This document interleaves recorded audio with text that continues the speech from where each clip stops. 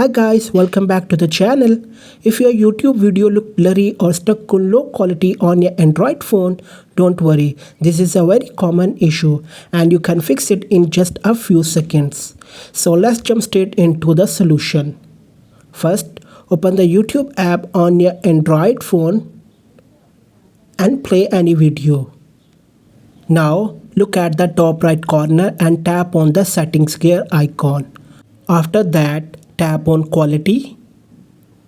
Here you'll see different options. Just tap on advanced to see all available resolutions.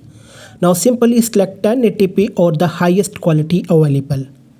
And that's it. Your video will now play in much better quality. If your internet is slow, YouTube may automatically lower the quality again. So make sure you are using a stable Wi-Fi or good mobile data connection. If this video helped you, don't forget to like, subscribe and share it with your friends. Thanks for watching and I'll see you in the next one.